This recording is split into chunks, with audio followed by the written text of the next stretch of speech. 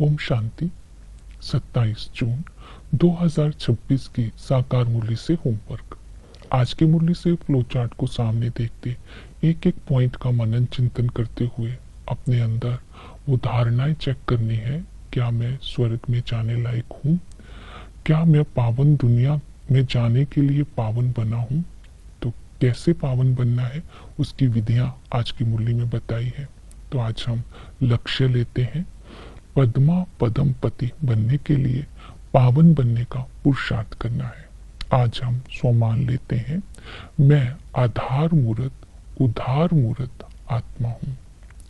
अंतर्मुखी बन करके कर्म क्षेत्र पर जब हम कर्म करेंगे, अंतर्मुखी बन करके बाबा की याद में रहेंगे, बाबा का साथ रहेगा, तो हर कर्म श्रेष्ठ होगा।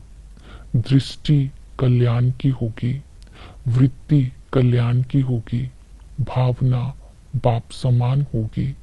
तो हर कर्म बाप समान करके यादगार बनाने वाली मैं आधार मूर्त उधार मूर्त आत्मा हूँ। दूसरा विजन बनाएंगे। कल्प वृक्ष की जड़ में बैठकर बीज रूप बाप की सर्व शक्तियों को स्वयं में समाकर इस संसार की वंशावली को शक्तियों का पानी दे रही हूँ। तो इस तरह कर्म क्षेत्र पर कर्म करते समय भी आधार मूर्त उधार मूर्त और योग करते समय भी ये टाइटल आज स्मृति में रखेंगे। प्रैक्टिकल में होमवर्क करते हैं। सत्यता की शक्ति कैसे धारणा में आएगी और इसकी विशेषता क्या होगी। सत्यता की शक्ति को धारण करने के लिए स्वमान लेंगे। मैं इस शरीर में मेहमान हूँ। दूसरा स्वमान, मैं महान आत्मा हूँ। तीसरा स्वमान, मैं श्रेष्ठ आत्मा हूँ। चौथा स्वमान, मैं दिव्य आत्मा हूँ। पांचवा, मैं पूज्य आत्मा हूँ। तो सत्यता की शक्ति आती जाएगी। जब सत्यता की शक्ति स्वयं में धारण होगी तो सरलता भी होगी, सहनशीलता भी होगी, हर बात की गहराई में भी जाएंगे, खुशी भी होगी, न्यारापन भी होगा और हम स्वयं भी संतुष्ट रहेंगे, खुश रहेंगे और दूसरों को भी खुश कर सकेंगे। और भी विशेषताएं हैं, चिंतन करके लिखेंगे। पुरुषार्थ करते हैं पावन बनने के लिए। पहला है श्रीमत। बाप की श्रीमत के ऊपर चलकर ऊंच पद का अधिकारी बनना है। बाप की श्रीमत श्रेष्ठ मत है। इसी श्रीमत पर चलकर लक्ष्मी नारायण ने भी ऊंच पद प्राप्त किया। तो ये बाप की मत इतनी श्रेष्ठ है। दूसरी श्रीमत है सरलता और सहनशीलता के गुण को धारण करके सहज योगी सहज पुरुषार्थी बनना है। तीसरी श्रीमत है अपनी अवस्था को अच्छा बनाने का पुरुषार्थ करना है, सत्यता की शक्ति को धारण करना है। ये श्रीमत आज बुद्धि में रखेंगे। इसके बाद है निर्विकारी। बाबा ने कहा पावन बनकर पावन दुनिया का मालिक बनना है। पावन बने बिना पावन दुनिया में जा नहीं सकते हैं, इसलिए अलौकिक जन्म को बुद्धि में रखना है। हम ब्राह्मण हैं, हमने ही 84 जन्म लिए हैं। हम ब्राह्मणों का जीवन हीरे तुल्य है। अंतिम जन्म में 63 जन्मों के आदतों को मिटाने का पुरुषार्थ करना है, विष को छोड़ना है। केवल हम बच्चे ही बाप को पहचानते हैं, तो हमें हर तरह से पवित्रता की सत्यता की धारणा करनी है। तो हम सतयुग में ऊंच पद के अधिकारी बनेंगे, पद्मा पदम पति बनेंगे। दूसरी विधि है निर्विकारी बनने के लिए सहनशीलता। जो बंधेलियां हैं वो बाप को पुकारती हैं, बाबा कि हमें अब ले चलो। बाबा बोलते हैं धीरज रखो। जब तुम्हें मार पड़ती है तो बुद्धि में बाप की याद रखो और योग से अपने अंदर का विकारों का किचड़ा जला दो। याद की यात्रा में रहो। बाबा धीरज दिलाते हैं, जितना अत्याचार होगा पाप का घड़ा भर जाएगा। तो इसलिए तुम्हें पवित्रता के लिए सहन करना है। तो सहनशीलता बाबा के याद से ही आएगी। तो सहन करने के लिए अंदर से शील रहना है। तो ये शक्ति है। इसके साथ संस्कार, तो हमें अपनी निर्विकारी बनने के लिए संस्कारों पर अटेंशन देना है। यहाँ के संस्कार ही हमारे साथ जाने वाले हैं, इसलिए सदा हर्षित रहना है। कर्म करते समय फरिश्ता स्थिति का ध्यान रखना है, फरिश्ता यही बनना है।